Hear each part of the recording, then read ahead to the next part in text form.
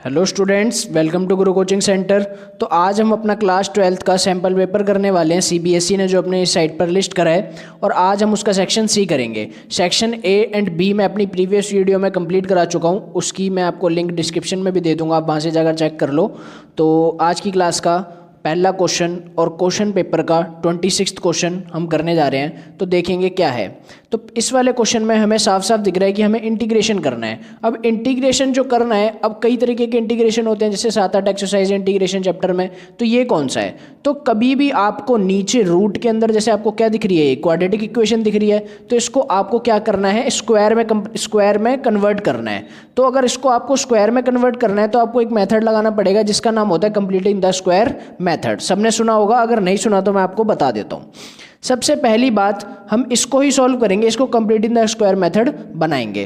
तो हम सॉल्व करेंगे किसको, 3 - 2x - x स्क्वायर को। सबसे पहली बात सर, इसको आप ना पहले उसमें करो, नॉर्मल फॉर्म में करो, मतलब अब ये टेढ़ी मेढ़ी रखी है, एक्स स्क्वायर आगे करो, एक्स वाला बीच में करो और कांस्टेंट को पीछे करो, तभी तो बनेगी ax² + bx + c। तो कर दो, एक्स स्क्वायर आगे कर दिया और ये आगे आएगा तो माइनस के साथ आएगा, बीच में -2x रहेगा और पीछे +3 रहेगा। लेकिन सर हमें तो एक बात पता है, कभी आगे वाले के आगे माइनस नहीं आता, मतलब एक्स स्क्वायर के आगे माइनस नहीं आता।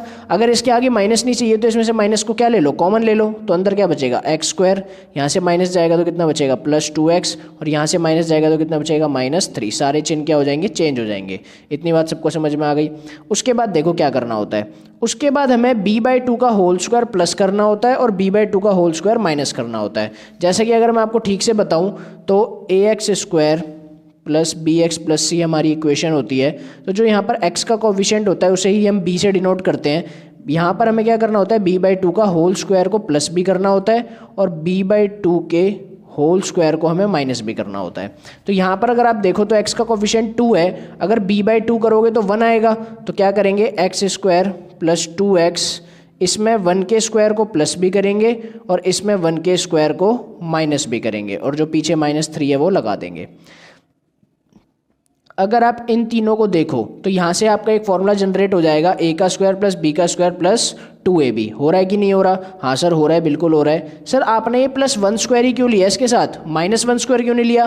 क्योंकि एक बात और बता देता हूँ आपको, अगर मैं आपको फॉर्मूला लिखवाऊँ a + b का होल स्क्वायर तो क्या होता है, a² + b² + 2ab। अगर a - b का होल स्क्वायर लिखवाऊँ तो क्या होता है, a² + b² - 2ab। ये जो स्क्वायर वाली दोनों टर्म है, इस वाले फॉर्मूले में और इस वाले फॉर्मूले में हमेशा प्लस की रहती है। प्लस या माइनस कौन डिसाइड करता है, ये 2ab वाली फॉर्म। तो अगर आप यहाँ पर आओ तो अगर मैं इसमें इक्वेशन लगाना चाहता हूँ तो कभी स्क्वायर वाली कभी माइनस की हो सकती है क्या, इसलिए हमने ये माइनस वाली नहीं ली, हमने प्लस वाली ली। x² और 1² हमेशा प्लस के रहेंगे, ये प्लस या माइनस का हो सकता है। अगर इसके आगे प्लस है तो प्लस का फॉर्मूला, अगर इसके आगे माइनस है तो माइनस का फॉर्मूला। अब आप बताओ मैं यहाँ क्या लिखूँ, तो देखो a² + b² + 2ab। तो यहाँ पर क्या आता है, a + b का होल स्क्वायर, तो a की वैल्यू कितनी है x, b की वैल्यू कितनी है 1, x + 1 का क्या हो गया होल स्क्वायर। अब इसको करोगे सॉल्व तो कितना आ जाएगा, -1 का स्क्वायर 1, 1 - 3, ये आ जाएगा -4, और -4 को मैं क्या लिख सकता हूँ, 2 का होल स्क्वायर। उसके बाद ब्रैकेट के बाहर माइनस है तो क्या करो, माइनस वाले को प्लस बना दो और प्लस वाले को माइनस बना दो। ये हमारा अच्छे से इक्वेशन सॉल्व हो गई। अब इस इक्वेशन को पुट कर दो ऊपर, dx/में रूट के अंदर 2 का स्क्वायर -x + 1 का होल स्क्वायर। अब सबने एक फॉर्मूला तो सबने ही पढ़ा होगा, 1/√a² - x², 1/√a² - x²। इसका फॉर्मूला होता है sin 1 x/a + c। तो कर देंगे भाई, sin 1 x/a + c कर देते हैं। तो sin 1 x की वैल्यू कितनी है, x + 1, और a की वैल्यू कितनी है 2, प्लस पीछे क्या लगा देंगे c। यही क्या आ गया, हमारा आंसर आ गया। आ गई बात समझ में? सर ये x की जगह तो x + 1 है, इसका क्यों नहीं करा? करके देखो, x की जगह x + 1 ने ले ली, x का करोगे तो 1 आएगा और 1 का करोगे तो 0 आएगा। अगर मैं यहाँ मल्टीप्लाई में 1 भी लिख दूँ तो उससे कोई फ़र्क नहीं पड़ेगा। क्या बात आ गई समझ में? तो ऐसे ही क्वेश्चन होना है। नेक्स्ट क्वेश्चन चलते हैं। नेक्स्ट क्वेश्चन बड़ा ही ज़बरदस्त है, प्रोबेबिलिटी चैप्टर से क्वेश्चन मिलेगा आपको ये। तो स्क्रीन पर आपको दिख रहा होगा क्या लिखा हुआ है। सबसे पहले क्वेश्चन को समझना है, क्वेश्चन के इमोशन को हम ठीक से समझेंगे पहले, क्वेश्चन समझने के बाद हम अपना जो अप्रोच करेंगे। अभी तक हम कुछ भी नहीं लिखेंगे जब तक कॉपी पे। तो देखो भाई, 3 friends go for a coffee. अब देखो ये क्वेश्चन क्या है, मैं रीड कर रखा है मैंने तो अगर मैं आपको रीड करके समझाऊंगा तो ज़्यादा देर लगेगी। अभी मैं आपको ऐसे समरी वाइज समझा देता हूँ कि ये क्वेश्चन है क्या। 3 फ्रेंड हैं, कॉफ़ी पर गए होंगे आराम से। तो क्या सोचा उन्होंने, आजकल तो ये ट्रेंड चली रहेगी, मतलब बिल कौन पे करेगा, तो ऐसे टॉस वगैरह करने लग जाते हैं। तो वही हुआ इनके बीच भी। क्या हुआ, ये कॉफ़ी के लिए गए, इन्होंने डिसाइड करा कि भाई बिल पे करना है, तो क्या करेंगे, एक कॉइन उछालेंगे और कॉइन में जो ऑड पर्सन होगा वो बिल पे करेगा। सर ऑड पर्सन क्या होता है अभी? ऑड पर्सन का मतलब है जो सबसे अलग होगा। मतलब अगर 3 बंदों ने कॉइन उछाला, 2 का हेड आया, 1 का टेल आया, तो बिल कौन पे करेगा? टेल वाला, वो ऑड पर्सन है, सबसे अलग। There is no odd person if all 3 tosses produce the same result. अगर तीनों ही जो कॉइन है उस पर क्या पता तीनों पे हेड आ जाए, क्या पता तीनों पे टेल आ जाए, तो क्या कोई ऑड पर्सन आएगा? सर बिल्कुल भी नहीं आएगा। ऐसा हो जाता है जब सब पे सेम रिजल्ट आता है तो एक भी ऑड पर्सन उसको नहीं मिलता। अगर कोई भी ऑड पर्सन नहीं आया फर्स्ट राउंड में तो वो दोबारा उछालते हैं, दोबारा नहीं आया फिर तिबारा उछालते हैं, ऐसे जब तक उछालते रहते हैं जब तक कोई ऑड पर्सन ना आ जाए। सर ऐसा क्यों करते हैं? एक बार ही तो उछालने को बोला था उन्होंने। अगर भाई कोई ऑड पर्सन ही नहीं आएगा तो पता ही नहीं चलेगा कौन बिल पे करेगा, और अगर ये बिल पे नहीं करेंगे तो दुकान वाला जाने देगा क्या इनको? नहीं। तो इन्होंने ये डिसाइड करा कि भाई हम जब तक उछालेंगे कॉइन को जब तक कोई ऑड पर्सन नहीं मिल जाता। इसने बोला what is the probability that exactly 3 rounds of tosses are made. इसकी प्रोबेबिलिटी बताओ कि पहली बार उछालने पर कोई नहीं मिला, दूसरी बार उछालने पर कोई नहीं मिला, पर तीसरी बार उछालने पर इनको कोई ना कोई मिल गया। इसकी प्रोबेबिलिटी बताओ। समझ रहे हो बात को? डाइजेस्ट हो रहा है क्वेश्चन? क्या कह रहा है? 3 rounds of tosses are made, इसकी प्रोबेबिलिटी बताओ। मतलब कि 3 ही राउंड करने पर इनको एक ऐसा पर्सन मिल गया जो कि ऑड पर्सन था।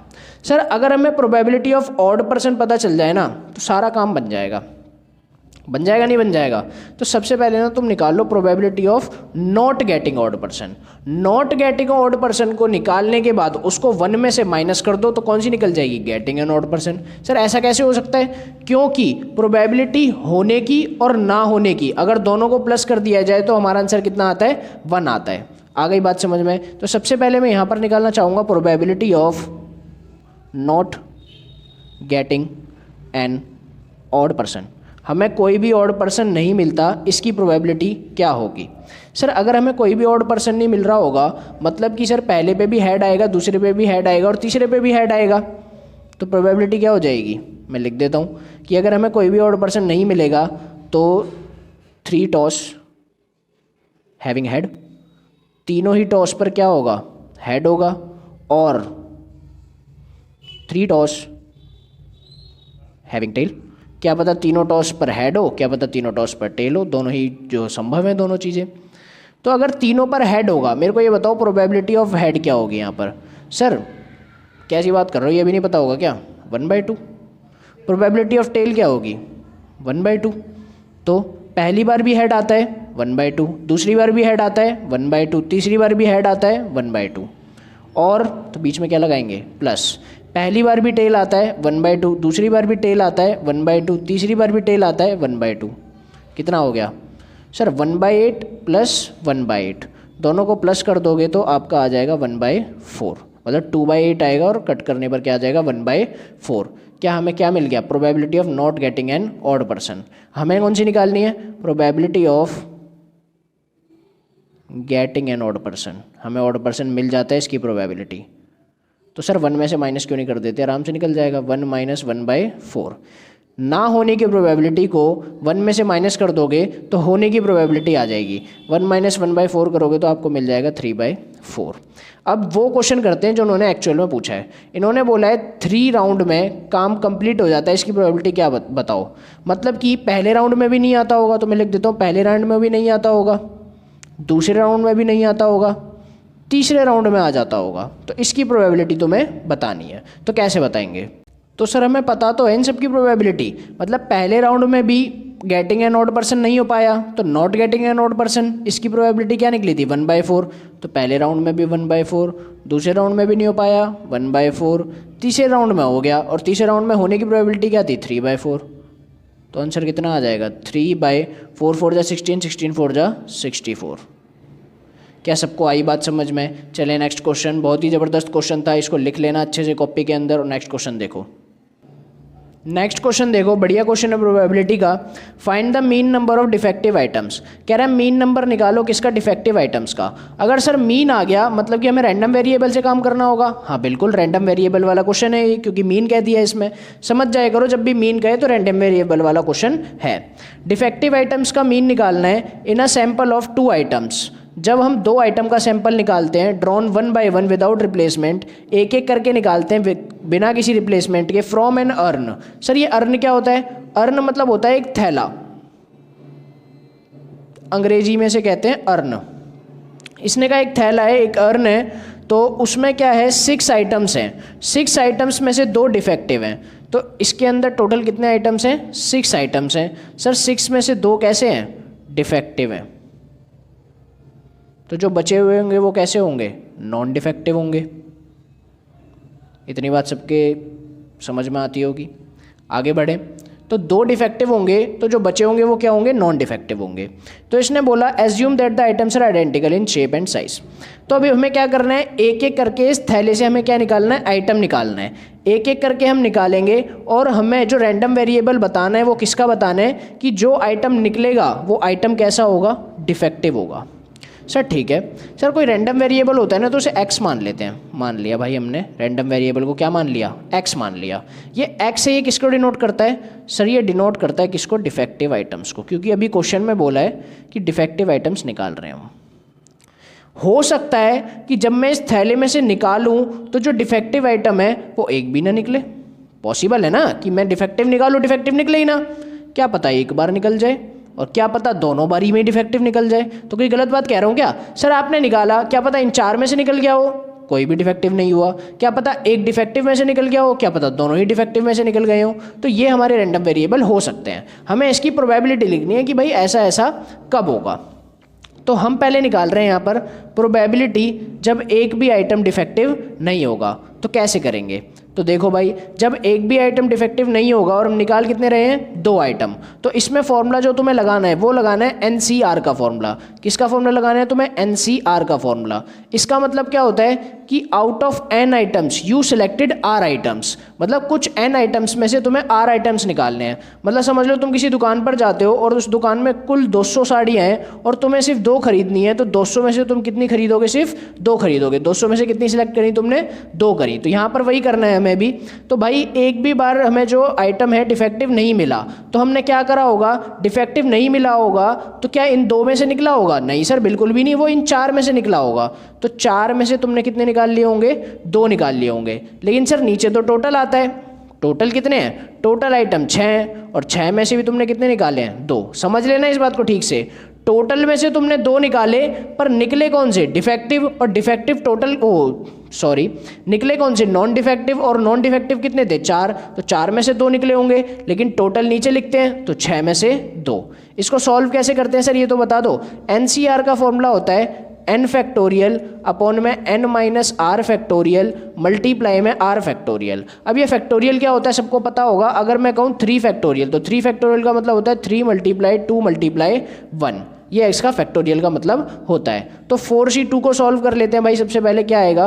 4c2, इसका आएगा 4 फैक्टोरियल, 4 - 2 2 फैक्टोरियल, और लास्ट में 2 फैक्टोरियल। तो ये आ जाएगा अपना 4 × 3 × 2 फैक्टोरियल अपॉन में 2 फैक्टोरियल मल्टीप्लाई 2 फैक्टोरियल। 2 फैक्टोरियल से 2 फैक्टोरियल कैंसिल। 2 फैक्टोरियल का मतलब 2 ही होता है, क्योंकि 2 × 1, तो 2 1 × 2, 2 2 × 4, 2 3 × 6। तो 4c2 कितना आ गया? 6 आ गया। ऐसे ही हम 6c2 को सॉल्व कर लेते हैं। तो 6c2 को करते हैं 6c2, तो क्या आएगा? 6 फैक्टोरियल अपॉन में 6 - 2 4 फैक्टोरियल मल्टीप्लाई में 2 फैक्टोरियल। तो 6 × 5 × 4 फैक्टोरियल अपॉन में 4 फैक्टोरियल मल्टीप्लाई 2 फैक्टोरियल का मतलब क्या होता है? 2। 4 से 4 कैंसिल, 2 1 × 2, 2 3 × 6, 3 5 15। तो इसका आंसर कितना आ गया? 15 आ गया। तो 6 अपॉन में 15 ये किसकी प्रोबेबिलिटी होगी? प्रोबेबिलिटी ऑफ x जब क्या हो? 0 हो, मतलब जब एक भी डिफेक्टिव आइटम ना निकले। इसके बाद हम करेंगे जब एक डिफेक्टिव आइटम निकल जाए। जब कितने डिफेक्टिव आइटम निकल जाए? एक डिफेक्टिव आइटम निकल जाए। तो अब भाई मेरे को ये बताओ, जब वो एक डिफेक्टिव आइटम निकलेगा तो वो किस में से निकलेगा? सर इन 2 में से निकलेगा। एकदम सही बात है, मतलब 2c1। और जो एक नॉन डिफेक्टिव निकलेगा वो कितने में से निकलेगा? वो इन 4 में से निकलेगा। तो प्लस 4C1। क्या कोई गलत बात कह रहा हूँ इसमें मैं? नहीं सर, एकदम सही बात है। जो डिफेक्टिव निकलेगा वो इन दो में से निकलेगा तो 2C1, और जो नॉन डिफेक्टिव निकलेगा वो इसमें से निकलेगा 4C1। और टोटल तो हमें पता ही है सर, 2 निकाल रहे हो तो 6C2 आ जाएगा। 2C1 की वैल्यू होती है 2, 4C1 की वैल्यू होती है 4, और 6C2 की वैल्यू तो हमें पता ही है कितनी है, 15। तो कितना आ गया, 6/15। तो इसकी भी कितनी आ गई, 6/15। सॉरी, एक मिस्टेक हो गई गलती से, यहाँ पर सॉरी मल्टीप्लाई आएगा, यहाँ पर क्या आएगा, मल्टीप्लाई आएगा। यहाँ पर भी मल्टीप्लाई आएगा, यहाँ पर भी मल्टीप्लाई आएगा, तो ये हमारा आ जाएगा 8/15। ठीक है, इसमें कोई दिक्कत नहीं है, यहाँ पर मल्टीप्लाई आना था तो हमने वो करा नहीं, क्योंकि जब हम एक के बाद एक निकालते हैं तो मल्टीप्लाई आता है, इनमें कोई सेपरेट केस नहीं है। तो मल्टीप्लाई आ गया, 2 4 जा 8 और अपन में क्या आ गया, 15। तो दो हमने दो कर लिए, लास्ट वाला और कर लेते हैं। जब प्रोबेबिलिटी क्या होगी, x = 2, मतलब जब दोनों ही क्या निकलेंगे, डिफेक्टिव निकलेंगे। सर अगर दोनों ही डिफेक्टिव निकलेंगे तो दो वाले जो डिफेक्टिव थे उसमें से ही निकलेंगे, मतलब सर जो यहाँ पर आएगा वो क्या आएगा, 2C2, और नीचे टोटल आएगा 6C2। 2C2 क्या होता है, सबको पता होगा। 2C2 NCN की वैल्यू क्या होती है, NCN की वैल्यू होती है 1। 2C2 की वैल्यू क्या हो गई, 1, और 6C2 की वैल्यू तो पता ही है हमें कितनी है, 1/15।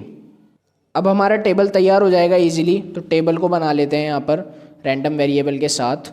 तो हम यहाँ पर बना लेते हैं एक छोटा सा टेबल, और रैंडम वेरिएबल की वैल्यू लिख देंगे यहाँ पर। जब x 0 होगा, जब x 1 होगा, और जब x 2 होगा।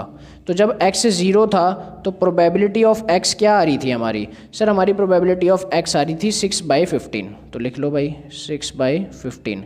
जब 1 था तो क्या आ रही थी, 8/15। तो लिख लो 8/15। और जब 2 था तो आ रही थी हमारी 1/15। ये लिख लो 1/15। हमें क्या निकालना है, मीन निकालना है। मीन का फॉर्मूला होता है सिग्मा PI/XI। तो लिख लेते हैं, मीन का जो फॉर्मूला है हमारे पास वो क्या होता है, सिग्मा PI/XI। PI का मतलब प्रोबेबिलिटी और XI का मतलब ये रैंडम वेरिएबल। तो PI/XI कर लो, तो ये तो 0 हो जाएगा, ये कितना हो जाएगा, 8/15 बन जाए 8/15, प्लस 1/15 को 2 से करोगे तो हो जाएगा 2/15। तो ये कितना आ जाएगा, 10/15। तो 5 2 जा 10, 5 3 जा 15। तो हमारा जो मीन निकल कर आ गया वो कितना निकल कर आ गया, 2/3। आ गई बात समझ में? चले नेक्स्ट क्वेश्चन। देखो भाई नेक्स्ट क्वेश्चन बहुत ही बढ़िया क्वेश्चन है। π/3 से π/6 दे रखा है और dx अपॉन में 1 + √10x दे रखा है। जब भी आपको 10x मिल जाए तो सबसे पहले कोशिश करो उसको sin x और cos x में चेंज करने की। तो हम भी कोशिश करते हैं, तो करते हैं भाई π/6 π/3 dx अपॉन में 1 + मैं √10x को क्या लिख सकता हूँ, √sin x अपॉन में √cos x। क्या इसमें कोई दिक्कत? नहीं सर, कोई दिक्कत नहीं है। अगला क्या हो जाएगा, π/6 से π/3 dx अपॉन में, इसकी एलसीएम आ जाएगी तो ये हो जाएगा रूट के अंदर cos x plus √sin x upon में √cos x। एलसीएम लेनी सबको आती है, √cos x बन जा √cos x plus √sin x और अपॉन में √cos x। अब ये ऊपर जाकर फ्लिप हो जाएगा, तो ऊपर जाकर जब ये फ्लिप होगा तो ये हो जाएगा π/6 से π/3, तो ये फ्लिप होगा तो ऊपर जाकर क्या हो जाएगा, √cos x अपॉन में √cos x प्लस रूट के अंदर sin x, और ये क्या हो जाएगा, dx। ये हमारा निकल कर आया। अब इसको क्या मान लो, i मान लो, इसको क्या मान लो, i मान लो। अब इसमें एक प्रॉपर्टी लगेगी, वो प्रॉपर्टी क्या कहती है, integration a to b। Property कहती है integration a to b f a + b - x। मतलब कि जब इंटीग्रेशन में लिमिट हो दो, एक a लिमिट हो और एक b लिमिट हो, तो जितने भी x x x दिख रहे हैं आपको उस सब की जगह आपको क्या कर देना होता है, a + b - x कर देना होता है। तो भाई इसमें भी अप्लाई कर दो वही चीज़। तो कर दें भाई π/3 π/6, यहाँ पर जितने भी x दिख रहे हैं सब में अप्लाई करना है। तो कर दो रूट के अंदर cos x की जगह क्या आ जाएगा, a + b - x। तो a क्या है हमारा π/3, b क्या है हमारा π/6 और -x। तो π/3 + π/6 - x। ऐसे ही हमें दोनों में भी करना है नीचे वाले। तो cos π/3 + π/6 - x। ऐसे ही इस वाले में कर देंगे रूट साइन के अंदर π/3 + π/6 - x। अब क्या होगा इसका, तो अगर आप ठीक से देखो तो ये cos π/3 प्लस π/6 करोगे तो ये आपका बन जाएगा π/2, और π/2 माइनस एक्स क्या होता है सर, साइन एक्स होता है। रूट के अंदर क्या आ जाएगा, साइन एक्स आ जाएगा। ऐसे ही अपॉन में π/3 प्लस π/6 π/2 और π/2 minus x, cos π/2 minus x क्या हो जाएगा, साइन एक्स, प्लस ऐसे ही यहाँ पर π/2 माइनस एक्स क्या हो जाएगा, sine π/2 minus x is equal to cos x. क्या सबको आ गई बात समझ में, ये कैसे कर कर आया होगा। तो इसको क्या मान लो, आई मान लो, इसको भी क्या मान लो, आई मान लो, क्योंकि हम आई को ही तो सॉल्व कर रहे हैं जब से, तो ये भी आई है और ये भी आई है, मतलब मानना नहीं है इसको, ये है ही आई। तो ये तो हमारी फर्स्ट इक्वेशन मान लो और इस वाली को अपनी सेकंड इक्वेशन मान लो। और अब क्या करो, add equation first and second दोनों इक्वेशन को ऐड कर दो। तो लेफ्ट को ऐड करोगे तो बन जाएगा 2i, और राइट को ऐड करोगे तो आप देखो इसमें रूट कॉस एक्स और यहाँ पर क्या है, रूट साइन एक्स, तो ऊपर क्या आ जाएगा सर, ऊपर आ जाएगा root cos x plus root के अंदर साइन एक्स। और अगर आप नीचे देखो तो एलसीएम लोगे तो नीचे दोनों मैच कर रहे हैं, तो एलसीएम सेम आ जाएगी, तो एलसीएम में भी नीचे आ जाएगा root cos x plus root sine x, cancel हो जाएगा आपका। तो क्या आ जाएगा, 2i इक्वल टू, इंटीग्रेशन लगाना भूल गया, लगा देता हूँ, π/6 π/3 कट जाएगा तो कितना आ जाएगा, 1 dx। इतनी बात सबको समझ में आ गई। उसके बाद नेक्स्ट पेज पर आ जाते हैं, वहाँ पर स्पेस ख़त्म हो गया, तो पहले जो पीछे आया था हमारा उसको उतार लेते हैं।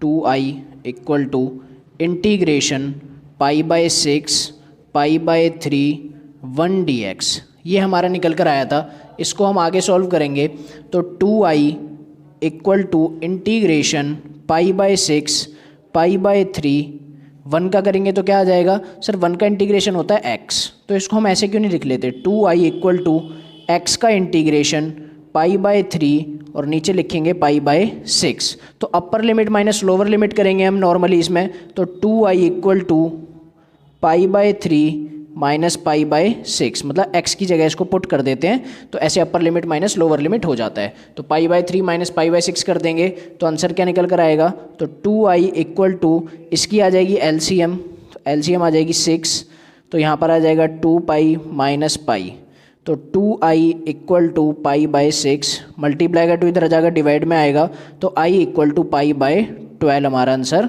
आ जाएगा। कि सबको आ गई बात समझ में, कैसे क्वेश्चन को सॉल्व करा गया हमारे यहाँ पर। तो नेक्स्ट क्वेश्चन चलते हैं। ये क्वेश्चन अच्छा था, बढ़िया क्वेश्चन था, इंपॉर्टेंट था, तो टिक लगा लेना इसको और नेक्स्ट क्वेश्चन देखो। तो नेक्स्ट क्वेश्चन लिख लिया है मैंने आपके लिए। क्वेश्चन जो है वो 28वां ही है, लेकिन और वाला पार्ट है, तो मैं आपको सारे पार्ट कराऊंगा, चिंता मत करना जब तक मैं हूँ। तो देखो, इंटीग्रेशन 0 से लेकर 4 तक करना है, किसका करना है, मोड x माइनस 1 dx का करना है। तो सर कैसे करें, जब भी मोड वाला फंक्शन आ जाए तो मोड वाले फंक्शन की लिमिट टूटती है, मोड वाले फंक्शन की क्या होती है, लिमिट टूटती है। सर कैसे तोड़े, समझ नहीं आ रहा। तो 0 से 4 में लिमिट को तोड़ना है, तो कैसे तोड़ें, सबसे पहले फंक्शन को आप उठा के रख दो 0 के इक्वल, तो x की वैल्यू कितनी आ गई, 1, मतलब समझ जाओ जो लिमिट टूटने वाली है वो 0 से 1 के लिए अलग टूटेगी और 1 से 4 के लिए अलग टूटेगी। तो कर दो सबसे पहले 0 से 1 के लिए।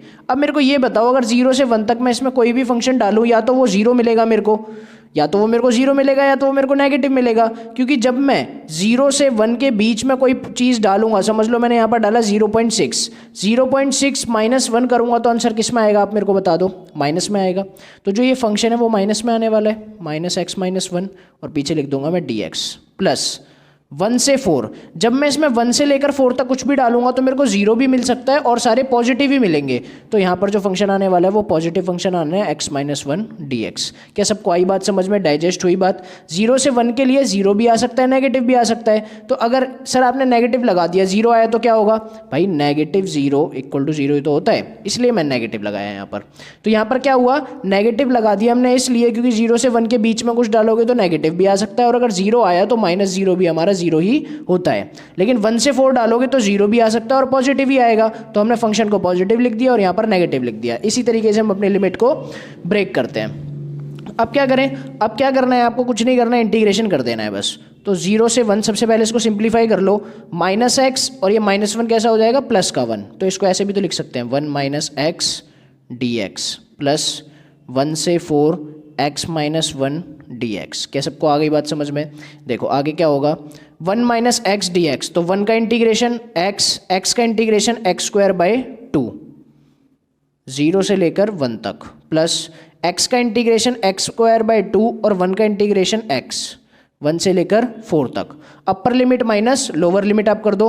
तो upper limit minus lower limit करते वक्त ध्यान रखना अच्छे से करना सॉल्व, जिससे कि आपकी मिस्टेक ना हो जाए। तो 1 को डालोगे तो 1 माइनस 1/2, 1 माइनस 1/2 करोगे तो हमारा 1/2 आ जाएगा, और 0 माइनस 0 करोगे तो 0 आएगा, इसलिए 1/2 हमारा इसका आ गया। प्लस 4 डालोगे तो 4 का स्क्वायर 16 होता है, 16 को 2 से डिवाइड करोगे तो कितना आएगा, इसको सॉल्व भी कर लेते हैं। 4 का स्क्वायर डालोगे तो 16 डिवाइडेड बाई 2 माइनस 4, एक तो ये आ जाएगा, इसको ब्रैकेट में क्लोज कर देना, माइनस लोअर लिमिट 1 डालोगे तो आएगा 1/2 माइनस 1, उसके आगे ये तो 1/2 ही रहेगा, प्लस इसको काट दोगे तो 8 माइनस 4 हमारा क्या आ जाएगा 4, माइनस 1/2 माइनस 1 करोगे तो हमारा आंसर आएगा माइनस 1/2, 1/2 प्लस ब्रैकेट के अंदर 4 माइनस माइनस क्या हो जाएगा प्लस 1/2, तो क्या होगा 2 4 जा 8, 8 प्लस 1 9/2, तो 1/2 प्लस 9/2 इज इक्वल टू 10/2, और आंसर कितना आ जाएगा हमारा 5। क्या सबको आ गई बात समझ में? चलिए नेक्स्ट क्वेश्चन। तो भाई नेक्स्ट क्वेश्चन आपको ये दे रखा है। अब इस क्वेश्चन को अगर आप ठीक से देखोगे और थोड़ा सॉल्व करना चाहोगे तो आप कैसे सॉल्व करोगे? आप सबसे पहले y dx लिख लो, यहाँ पर ये प्लस का उधर जाकर माइनस हो जाएगा, तो minus x minus y square d y, ये आ गया हमारे पास। हाँ सर बिल्कुल ठीक है, और क्या करें? तो आगे देखो, आपको ये फॉर्म दिख रही होगी कि ये वो फॉर्म कौन सी है, ये फॉर्म है अपनी लीनियर डिफरेंशियल इक्वेशन की फॉर्म है। लीनियर डिफरेंशियल इक्वेशन की 2 फॉर्म्स होती हैं। सर कौन कौन सी होती हैं, एक बार बता दो, याद नहीं आ रहा। तो देखो भाई कौन कौन सी फॉर्म होती हैं। तो पहली फॉर्म होती है d y by d x plus P y equal to Q, ये हमारी पहली फॉर्म है। दूसरी फॉर्म होती है d x by d y plus P x equal to Q. अब ये कौन सी है हमको सॉल्व करने पर पता लगेगा। तो इस फॉर्म्स को सबसे पहले आपको क्या करना होता है, स्टैंडर्डाइज करना होता है, मतलब कि इस फॉर्म में क्रिएट करना होता है। इस फॉर्म में क्रिएट करने के बाद इसका एक प्रोसेस होता है, वो मैं आपको बताऊंगा यहाँ पर, आपको बिल्कुल ऐसे सिखाऊंगा जैसे आपको पहले से नहीं आता होगा। तो सबसे पहले जो फॉर्म मैंने आपको बताई उसमें इसको क्या कर लो, स्टैंडर्डाइज कर लो, रिड्यूस कर लो। तो देखो भाई कैसे होगा, इसको रिड्यूस कैसे करेंगे। तो आप जैसा कि देख सकते हो, मेरे को dx बाई डी वाई लाना है, क्योंकि dx बाई डी वाई आएगा यहाँ पर, dx ये मल्टीप्लाई कर dy इधर आकर नीचे dy इक्वल टू, अब मेरे को ये बात बताओ, माइनस एक्स और ये कैसा हो जाएगा प्लस का वाई स्क्वायर, तो इसको ऐसे लिख सकते हैं वाई स्क्वायर माइनस एक्स, और ये जो मल्टीप्लाई का वाई है इधर आकर क्या आ जाएगा, डिवाइड में आ जाएगा।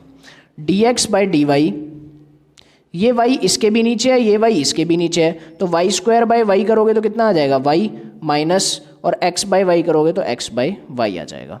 उसके बाद क्या करें भाई, उसके बाद देखो dx बाई डी वाई, ये माइनस का इधर अगर प्लस का x upon y equal to y. अब आप देख सकते हो ये उस फॉर्म में आ चुका है। सर समझ नहीं आ रहा, बताओ तो सही कैसे आ चुका है। कंपेयर करो, dx by d y, dx by d y plus P x, x तो सर इसमें दिख रहा है, p का है, p का मतलब होता है x का कोफिशिएंट, तो यहाँ पर x का कोफिशिएंट कितना है 1 बाई वाई, तो इसको मैं ऐसे भी लिख सकता हूँ अगर आपको ठीक से दिखाना हो तो मेरे को, dx by d y plus 1 by y x equal to y. तो हमको पता चल गया यहाँ पर सर हमारा जो p की वैल्यू है, वो 1 बाई वाई है, और जो q की वैल्यू है वो हमारे पास y है। तो सर ये इस फॉर्म में तो रिड्यूस हो गया। आगे बताओ अब क्या करना है। सबसे पहले आपका पहला स्टेप होगा, इसके बाद आपको इंटीग्रेटिंग फैक्टर फाइंड करना है। सर ये इंटीग्रेटिंग फैक्टर क्या होता है? इंटीग्रेटिंग फैक्टर बहुत ही ईजी है, इसका फॉर्मूला होता है, इसको शॉर्ट फॉर्म में लिखते हैं IF, इसका फॉर्मूला होता है E integration of P dx। तो E इंटीग्रेशन ऑफ P की वैल्यू कितनी है 1 बाई वाई, अभी लिखवाई थी मैंने ये रही, तो 1 बाई वाई का dx, सॉरी यहाँ पर dx नहीं आएगा dy आएगा, क्योंकि सारा काम dy में हो रहा है। 1 बाई वाई का dy करोगे तो कितना आ जाएगा, log y आ जाएगा। अब हमें एक बात पता है, e की पावर log कुछ भी हो, यहाँ पर कुछ भी हो तो आंसर कुछ भी आ जाता है। मतलब कुछ भी नहीं आता। मतलब इसका मतलब ये है ई लॉग, यहाँ पर कुछ भी फंक्शन लिखा हो तो ई से लॉग कैंसिल हो जाता है और वो फंक्शन ही हमारा आंसर आ जाता है। तो यहाँ पर ई से लॉग कैंसिल हो जाएगा और हमारा इंटीग्रेटिंग फैक्टर कितना निकल कर आ जाएगा, वाई निकल कर आ जाएगा। अभी तो आपने ये बहुत कम काम करा है। अब एक सॉल्यूशन वाली लाइन है वो जो आपको लिखनी पड़ेगी यहाँ पर। अभी हमने दो काम कर लिया, अपनी फॉर्म को रिड्यूस कर लिया और हमने इंटीग्रेटिंग फैक्टर भी फाइंड कर लिया। अब एक सॉल्यूशन वाली लाइन है जिसमें आपको ये सारी चीज़ें पुटअप कर देनी है और हमारा आंसर निकल जाएगा। वो सॉल्यूशन वाली लाइन क्या है वो आपको लर्न करनी पड़ेगी। x dot I F equal to integration of I F multiply Q d y, ये आपको लर्न करना पड़ेगा। वैल्यू पुटअप कर दो। x की वैल्यू क्या है, x को x लिखेंगे, x डॉट आई एफ क्या है हमारा, y है, equal to integration of I F मतलब y, और q भी क्या है हमारी, q की वैल्यू भी y है तो y का स्क्वायर डी वाई। कितनी बात आ गई समझ में। अब क्या करें, x y equal to y square का इंटीग्रेशन करेंगे तो आ जाएगा वाई क्यूब अपॉन में 3 प्लस सी, इतना आ जाएगा और यही हमारा क्या हो जाएगा, आंसर हो जाएगा। आ गई बात समझ में। तो भाई जिसको ये बात समझ नहीं आई तो वो ऐसे ही बच्चे होंगे जिन्होंने आज तक ये क्वेश्चन करा ही नहीं होगा, लेकिन जिनको इस क्वेश्चन का इंट्रो हल्का फुल्का भी पता है वो इस क्वेश्चन को इजीली सॉल्व कर ले जाएंगे। सबसे पहले करना है फॉर्म को रिड्यूस करना है। मैं आपको यहाँ स्टेप भी लिखवा देता हूँ, देखो साइड में छोटे छोटे। पहला काम है फॉर्म को रिड्यूस करो, दूसरा काम है आइडेंटिफाई करो कि first type of differential equation है या second type of differential equation है, तीसरा काम है इंटीग्रेटिंग फैक्टर निकालो, और चौथा काम है सॉल्यूशन लाइन लिख लो। सॉल्यूशन लाइन लिख के और इंटीग्रेशन को डन कर दो, हमारा आंसर निकल कर आ जाएगा। आ गई बात समझ में। चले नेक्स्ट क्वेश्चन। नेक्स्ट क्वेश्चन देखेंगे। नेक्स्ट क्वेश्चन भी इसके जैसा ही कुछ क्वेश्चन है, मतलब इंटीग्रेशन का ही क्वेश्चन है और ये और वाला पार्ट है 29th क्वेश्चन का। तो इस वाले क्वेश्चन में क्या है आपको मैं पहले ही बता दूं, इसमें होमोजीनियस डिफरेंशियल इक्वेशन बनने वाली है। तो जिसने होमोजीनियस डिफरेंशियल इक्वेशन पढ़ रखी है उसके लिए भी अच्छी बात है, जिसने नहीं पढ़ रखी उसको भी मैं यहाँ पर समझा दूंगा, लेकिन थोड़ी बहुत पढ़ी होगी तो आपको जल्दी से समझ में आ जाएगी। तो यहाँ पर क्या करना है, सबसे पहले हम नॉर्मली अपना काम करेंगे, जैसे कि हमें कुछ भी नहीं पता हो इसमें क्या करना है। तो x d y equal to root के अंदर x square plus y square d x, और ये माइनस का वाई डी एक्स उधर क्या हो जाएगा, प्लस का y d x. X d y equal to root के अंदर x square plus y square plus y. अब ये डी एक्स और ये डी एक्स इसको कॉमन ले लो और पूरे पे लगा दो डी एक्स। ये मल्टीप्लाई का डी एक्स इधर आकर डिवाइड में आ जाएगा, तो d y by d x equal to root के अंदर x square plus y square plus y, और ये मल्टीप्लाई का एक्स इधर आकर डिवाइड में आ जाएगा तो डिवाइड बाय एक्स। उसके बाद क्या करना है, d y by d x equal to, अब मेरे को ये बताओ ये जो x है वो इसके नीचे भी चला जाएगा और ये जो x है वो इसके नीचे भी चला जाएगा, तो भाई भेज दो। रूट के अंदर x square plus y square upon में x प्लस वाई अपॉन में x, d y by d x equal to, अब मेरे को एक बात बताओ, क्या मैं x को रूट एक्स स्क्वायर लिख सकता हूँ? सर बिल्कुल लिख सकते हो, कोई गलती नहीं है इसमें, क्योंकि जो ये x है ये पहले कैसा होगा, सर ये पहले रूट एक्स स्क्वायर ही होगा और ये बाहर निकलने के बाद x आ गया होगा। देखो अगर मैं आपको ठीक से बताऊँ तो यहाँ पर देखो, अगर कोई चीज़ रूट एक्स स्क्वायर है तो स्क्वायर से रूट कटेगा जब भी तो x निकलेगा। हाँ तो सर ये रूट एक्स स्क्वायर होगा, मतलब कि सर आप इसको ऐसे लिख सकते हो, रूट के अंदर ले जाओगे तो ये एक्स स्क्वायर बन जाएगा, तो एक्स स्क्वायर बटे में x square plus y square बटे में एक्स स्क्वायर। अब सर दो एक्स स्क्वायर कहाँ से आ गए, यार वही वाला लग गया ना, इसके नीचे भी है और इसके नीचे भी है, तो एक्स स्क्वायर इसके नीचे भी चला गया और एक्स स्क्वायर इसके नीचे भी चला गया। उसके बाद देखो भाई plus y by x, x square से x square cancel, d y by d x equal to root के अंदर 1 plus y square by x square है तो इसको क्या लिख सकता हूँ, वाई बाई एक्स का whole square plus y by x. क्या किसी को कोई दिक्कत है? नहीं सर कोई दिक्कत नहीं है, बढ़िया समझ में आ रहा है।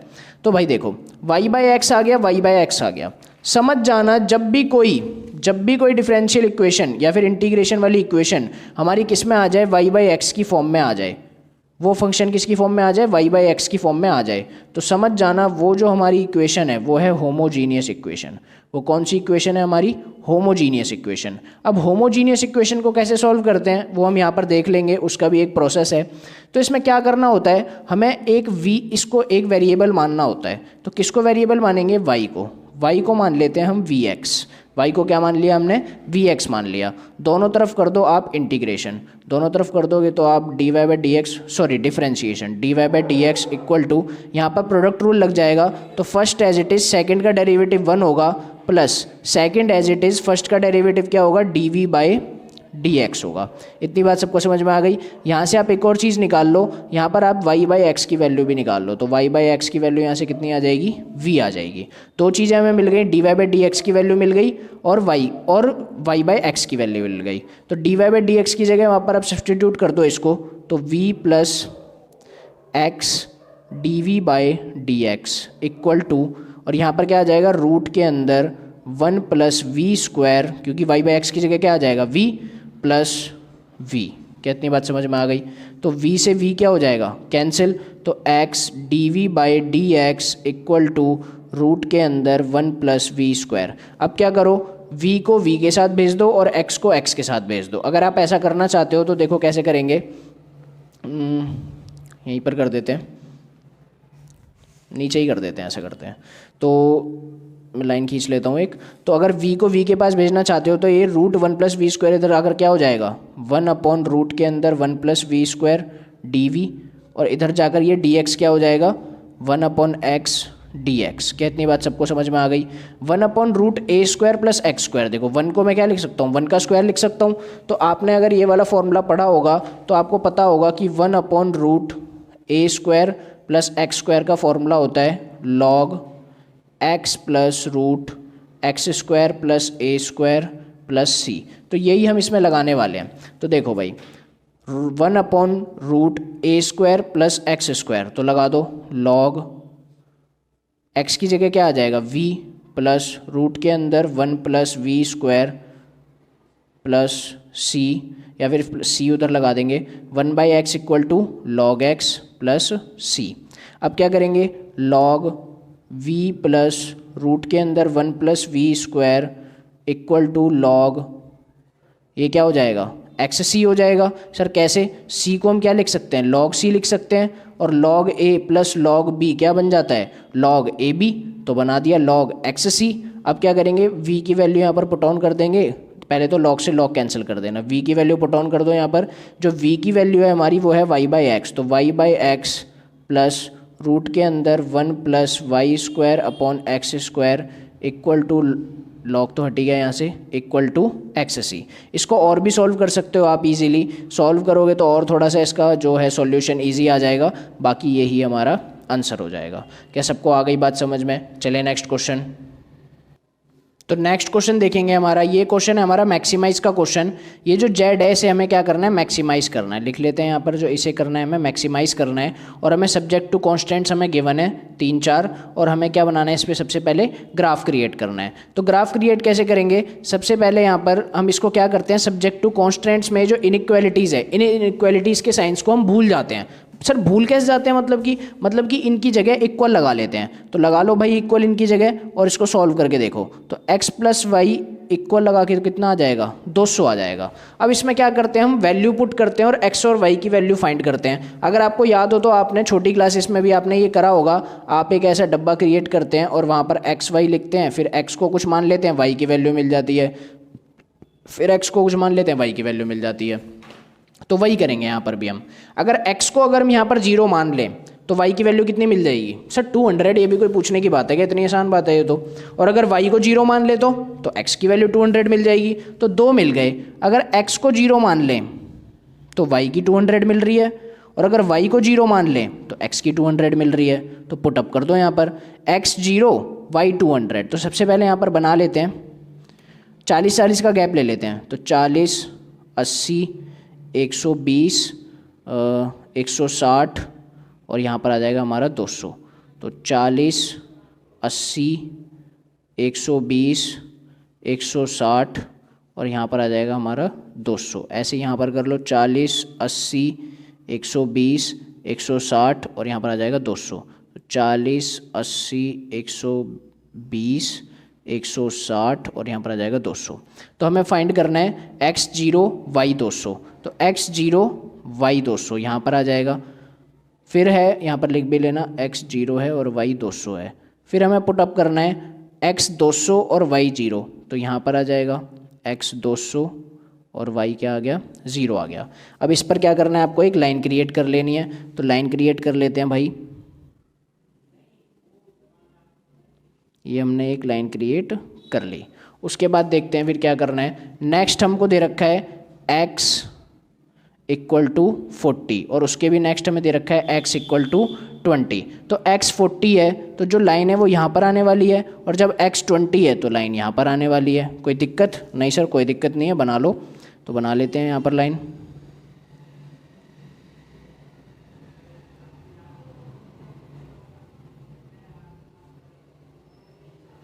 इसमें हमने थोड़ा कम गैप लिया है तो शायद ये आपको थोड़ा कंफ्यूजिंग लगे, बट समझने वाले समझ जाएंगे इजीली इसमें।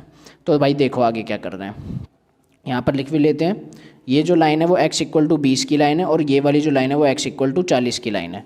तो यहाँ पर मैं नीचे लिख देता हूँ, ये वाली जो लाइन है वो x इक्वल टू 20 की लाइन है, और जो ये वाली लाइन है वो x इक्वल टू 40 की लाइन है। इतनी बात सबको समझ में आ गई।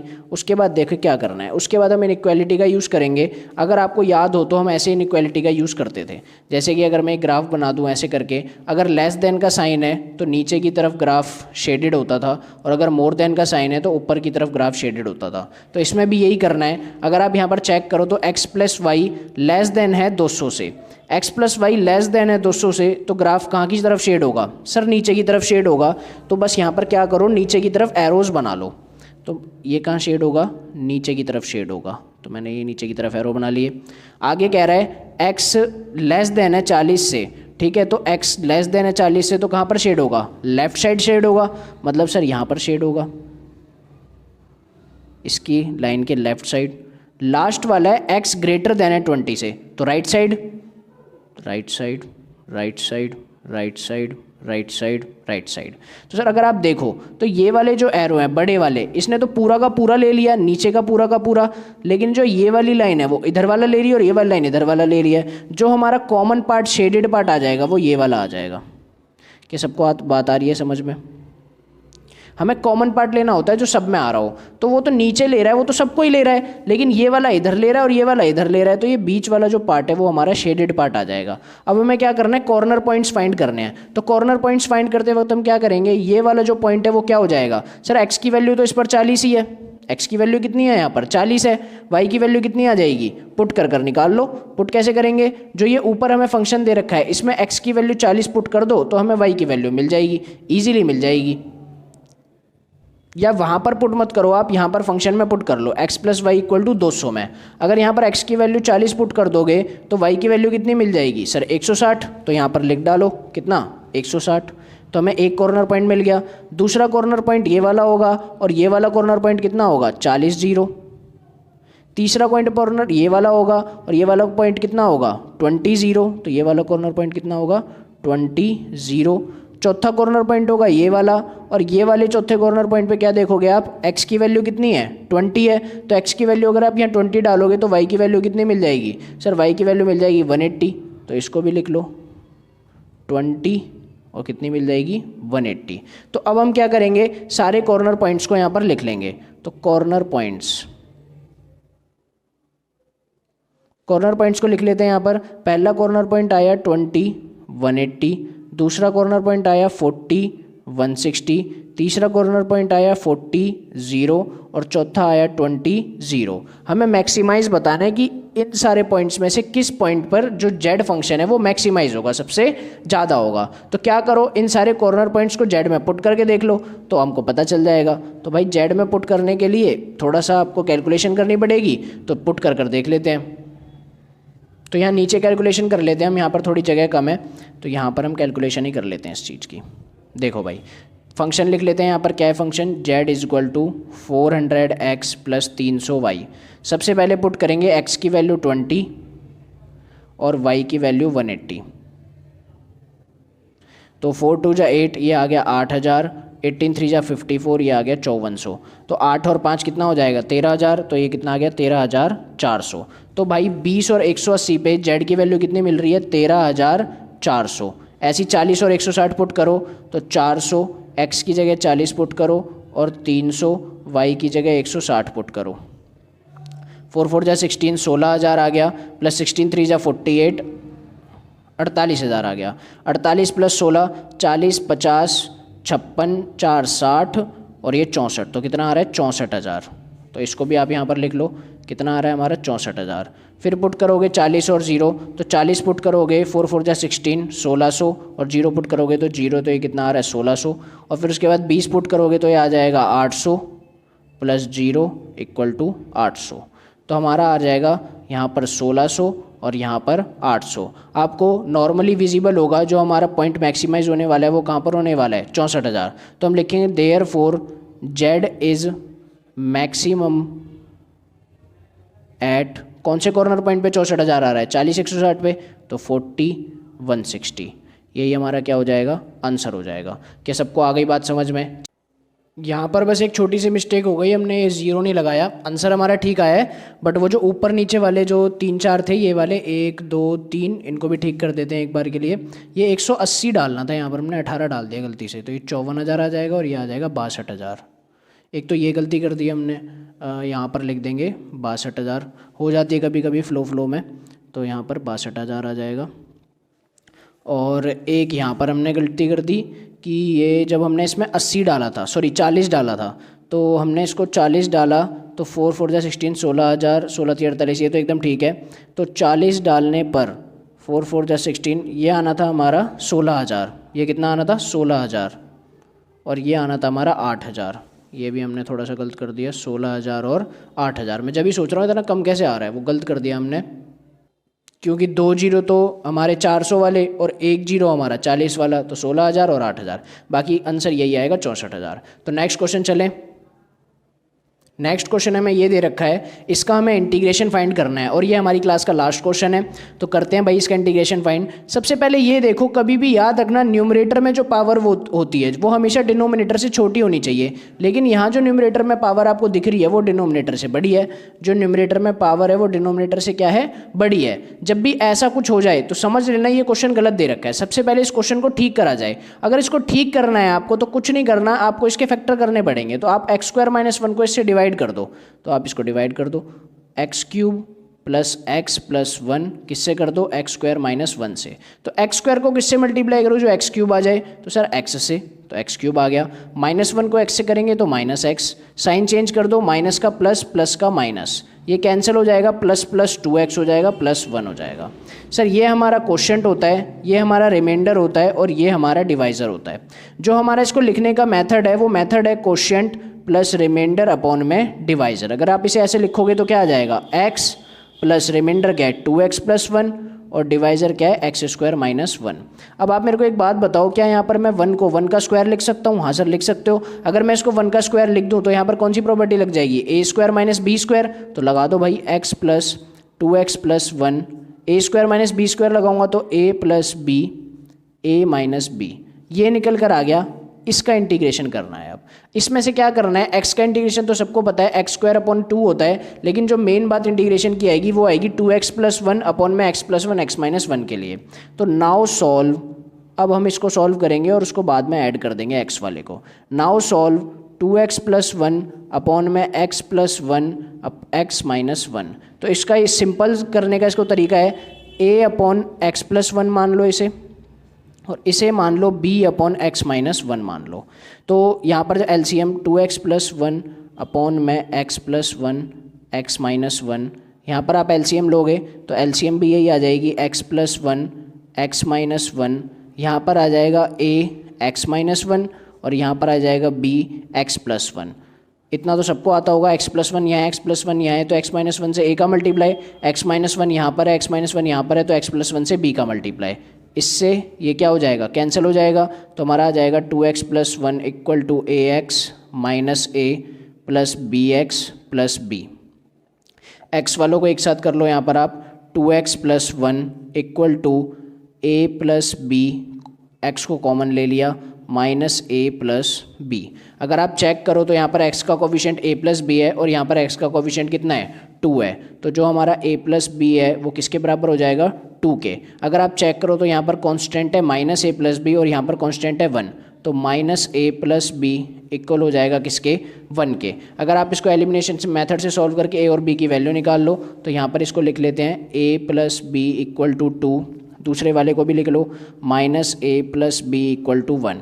तो इसको एलिमिनेशन मेथड से सॉल्व करना चाहेंगे हम, प्लस से माइनस कैंसिल, बी और बी 2b, 2 + 1 3, तो b की वैल्यू कितनी आ गई 3/2। अगर b की वैल्यू को पुट कर दिया जाए तो a + 3/2 इक्वल टू 2, ये मैंने किस में पुट करा है, इक्वेशन फर्स्ट में, तो a इक्वल टू 2 - 3/2, तो a की वैल्यू कितनी आ गई 4 - 3 1/2। तो ये हमें यहाँ पर a की वैल्यू मिल गई और यहाँ पर हमें मिल गई b की वैल्यू। a और b की वैल्यू को उठा के उसमें वापसी पुट कर दो इस वाले में इक्वेशन में और इसको सॉल्व कर दो। तो a और b की वैल्यू को पुट करते हैं, तो इंटीग्रेशन ऑफ a की वैल्यू को पुट करोगे तो आएगा 1/2 और b की वैल्यू को पुट करोगे तो आएगा 3/2।